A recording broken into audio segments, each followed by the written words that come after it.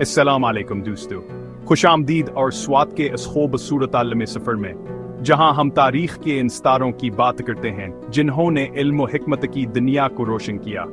हमारी इब्न सीना पर सीरीज की पहली कस्त में हमने इनकी इब्तदाई ज़िंदगी देखी और आज की कस्त में हम जानेंगे कि इब्न सीना ने इल्म का रास्ता कैसे चुना और कैसे एक आमलरगा दुनिया का आज़ीम फ़लसफ़िया और तबीब बन गया। तो चलिए शुरू करते हैं।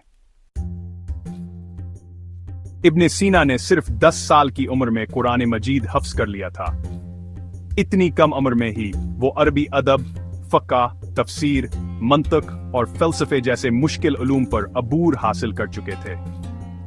सोचने की बात है, आज जब हमारे पास हर सहूलत है तब भी हम इतना इल्म नहीं सीख पाते, और इब्न सीना ने इस वक्त इल्म के समंदर पार कर लिए। जवानी की दहलीज पर कदम रखते ही इब्न सीना को अरस्तू और अफलातून जैसे फ़िलसफ़ियों की किताब पढ़ने का शौक हुआ, लेकिन अरस्तू की मेटाफिज़िक्स ने तो गोया उनके दिमाग को घुमा दिया। इब्न सीना खुद कहते हैं, IBN सीना, मैं दिन रात सोचता रहा, मुझे कुछ समझ नहीं आती थी।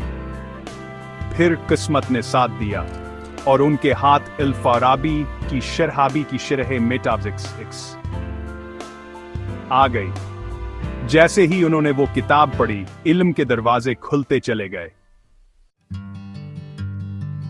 इब्न सीना ने 16 साल की उम्र में तब डॉक्टरी की तालीम शुरू की, और हैरान कुन बात यह है कि चंद महीनों में ही वो इतने माहिर हो गए कि लोग इनसे इलाज के लिए आने लगे। उनका मानना था कि सिर्फ किताब पढ़ना काफी नहीं, मरीजों का अमली इलाज सीखना जरूरी है। है यानी प्रैक्टिकल एक्सपीरियंस को वो बहुत अहमियत देते थे।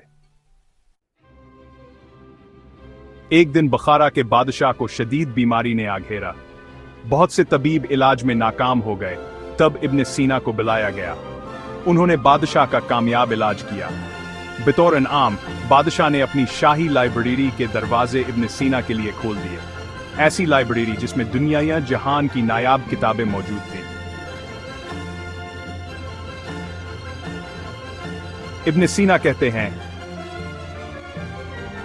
मुझे लगता था दुनिया में अब कोई इल्म ऐसा नहीं जो मेरी नजर से न गुजरा हो। दोस्तों, इब्न सीना की जिंदगी हमें सिखाती है कि अगर जुनून हो, मेहनत हो और इल्म की तलब हो तो इंसान दुनिया के सबसे बड़े मकाम पर पहुंच सकता है।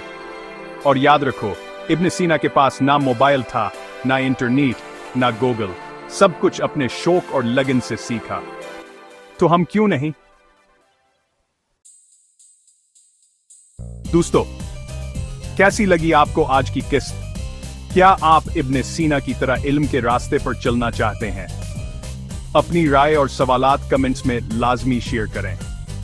और हां, अगर आपने अभी तक हमारा चैनल और स्वाद सब्सक्राइब नहीं किया तो अभी करें, क्योंकि हम आपके लिए लाते हैं तारीख, इल्म और तहजीब की वो बातें जो आपको कहीं और नहीं मिलेंगी। अगली कस्त में हम बात करेंगे इब्न सीना की आफाक किताब अल कानून फी अल-तब के बारे में, जो सदियों तक दुनिया की सबसे बड़ी मेडिकल किताब रही। तो जुड़े रहिए और स्वाद के साथ। अल्लाह हाफिज।